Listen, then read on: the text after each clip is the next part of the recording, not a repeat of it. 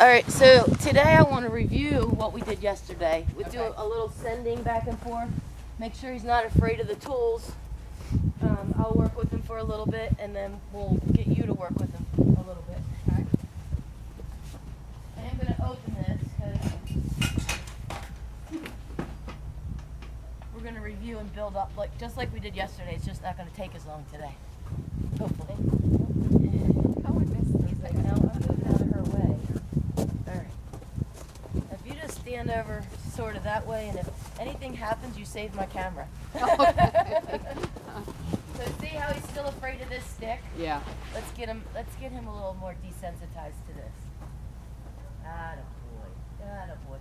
So what happens is if you chase him around with a stick or you chase him around with a rope and you never rub them with it when you're done, they're constantly going to be afraid of it. Yeah. Well, that's the other thing that would happen is people would, get a whip, get a crop, get a stick, and get behind him. Yeah. So that might be where some of his. I'll see when he licks his lips, then I'll retreat for a minute, and then he knows, oh, that's not so scary. It actually goes away when I relax. Yeah. But see that? He's so nervous of it. But he's not moving his feet like he did yesterday. Yeah.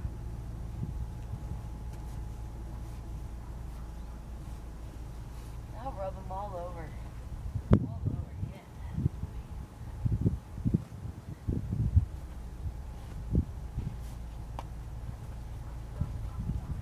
And then I want to do the other side. So this is where I start to say, you move over, I'm not going to move around you.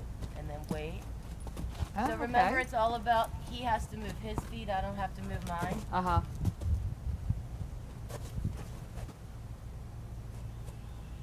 And you always want to do both sides. And then, like I said yesterday, if he has a bad side, like this side is a little bit more sensitive, you do this extra. But see how he's relaxed with that leg? Mm-hmm. He's a little nervous and relaxed at the same time, right? How is that? How is that? I want to relax, but I'm not sure. I'm just not sure what you're going to do with that stick,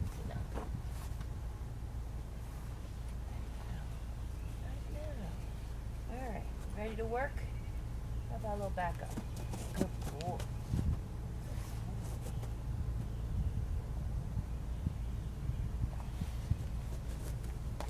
right, we'll try not to hurt your feet.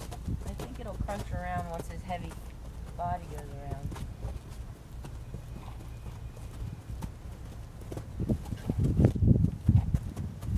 Okay, so what I'm going to do is I'm just going to send them across the ramp a couple times like we did yesterday. Mm-hmm.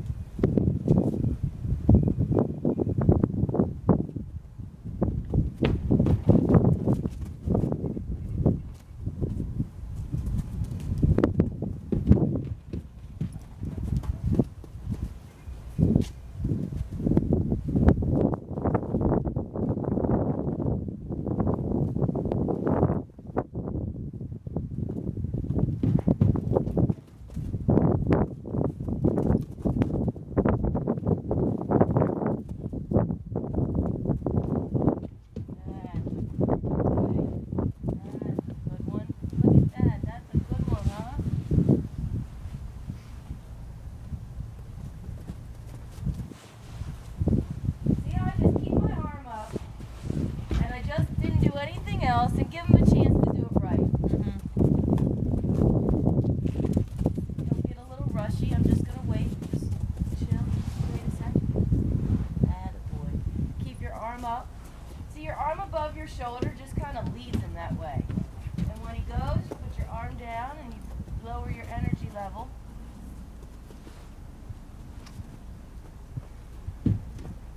I think he was thinking about getting on that time.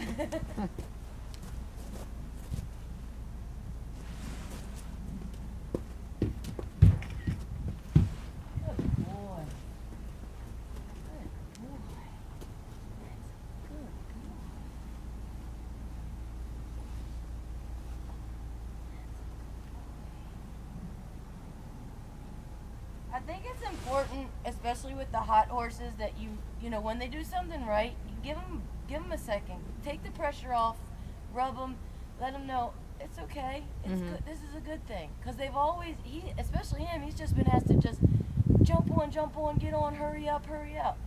That's the race mentality. Yeah. Sometimes you just need to give him a break, give him a second.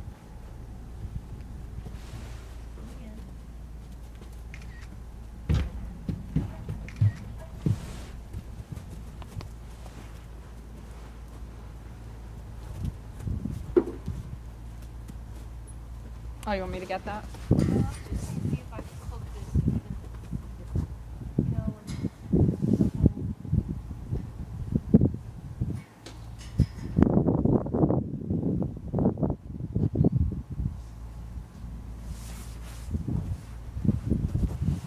all right, let me test him and see if he'll just go on, and then I'll work it. See how much he remembers from yesterday. Now look, when he starts to get antsy, just wait a second. Let's start nice.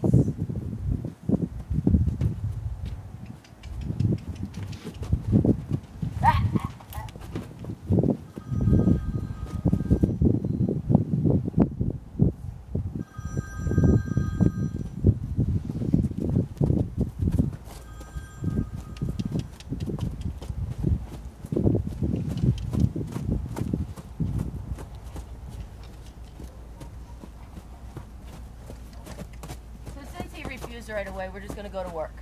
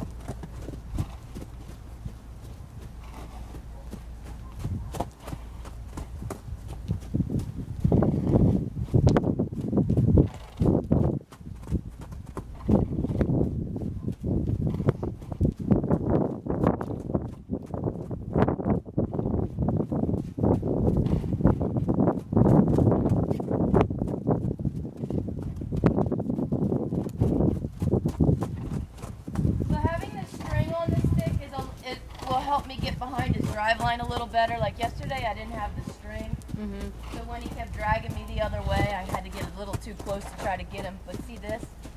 Get that behind him. See how I didn't have to really run after him because I got the string back there? Yeah. So these tools are really, really helpful.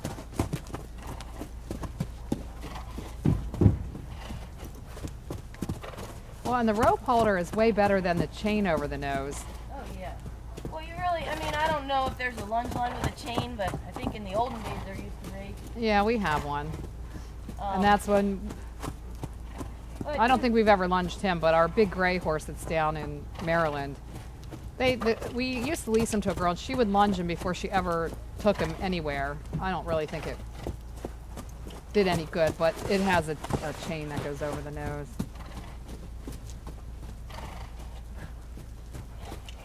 So, most horses want to stand at the hay bale, graze in the field, do nothing, right?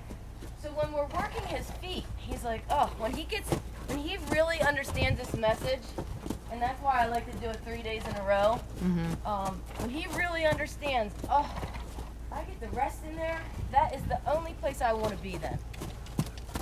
And then, when you start going places and you put a hay net up in there, then it's rest and stand at the hay, right? Yeah. The other thing you're going to have to get him used to is standing tied to the trailer.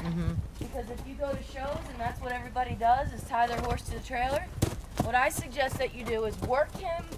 I mean, when you get done working him out for half an hour, I mean, he's got to be tired. Then you start untacking him at the trailer. So what I do is like 3-4 days of workouts in a row, untack at the trailer. So that's where he gets, you know, everything loosened, he gets his breath, and then let him stand there for like 10 minutes. And then the next week, what I'll do is I'll work him out real hard, and untack him at the trailer, and then let him stand there for like a half an hour while I clean a stall. So if this were my horse, I'd back your trailer in here. That way if something happens, he's not loose somewhere out in the field Yeah. or yard. But that's how I get him used to standing at the trailer. Now you mean outside the trailer? Yeah, outside the trailer. Ooh.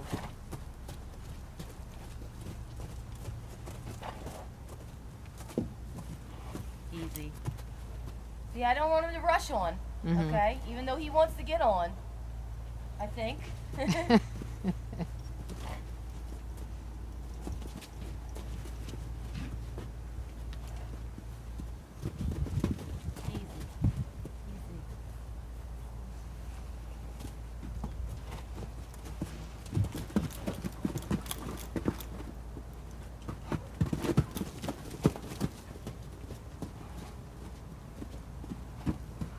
That just cost you 10 more minutes, Cruze.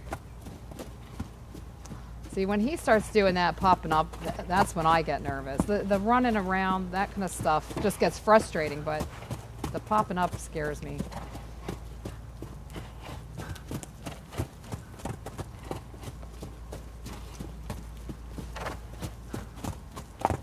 I want a canter, but it's still, well, it's getting softer as he's digging in, I think. Yeah.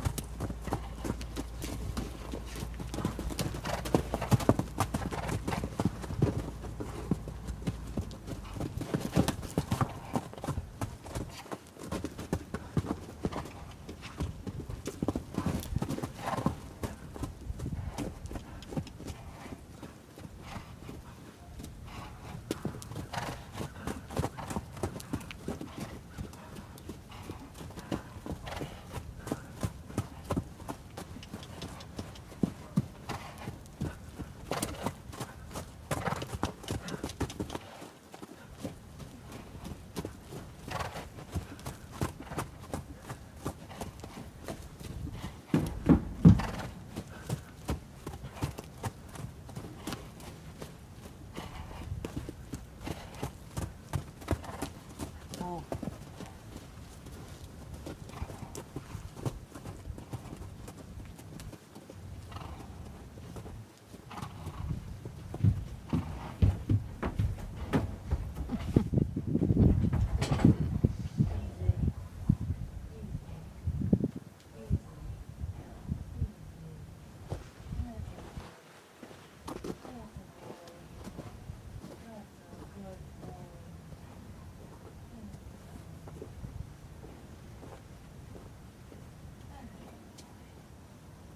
So, you know, I was trying to send him in, and he said, "No, I'm not going to get sent in right now. Yeah. I'm going to go back. I wanted to go back and do what was right for him, what worked right yesterday, you know. So then we'll do this a couple times, and then we'll go to the sending. But, you know, if you can get him to do this, if you can walk him in there, and he stands there while you walk out the front door around to the back to hook it, you know. Or even if we can get him to the point where he doesn't feel any pressure once you walk him up in there, you can walk beside him and he stands there, then you can easily shut the thing. And you can do this by yourself. That's my goal, is for you to be able to do this by yourself. Yeah. Well, the way he's standing there right now is unbelievable. It is unbelievable, but he's still nervous. I don't know if you can see him shaking a little bit. Oh, no, I can't So- see that. But the fact that he's not like prancing and Right. doing the back and forth and the looking and Right. Well, even he's when I would get him on with green, you know, he'd take a couple bites and look around and back off, and then yeah. come No, back in he's some he's more. perfectly relaxed with this back leg relaxed right here. yeah, But he's still a little like when he first came in, his breathing. uh-huh. So that's why I say if we do this 3 days in a row, then he really gets it in his brain. This is where he wants to be. Yeah. You know, and it's safer this way, I feel. I feel it's much safer if he's relaxed in here and you can walk in and out beside him. You know, he's not flinching when I pet him. He's awesome.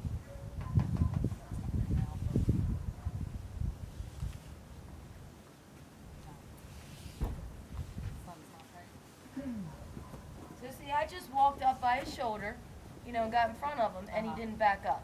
So that's what I would like him to be with you. So you rub him, and keep rubbing him. Keep rubbing him all the way back so he knows, like, okay, just because she came up here doesn't mean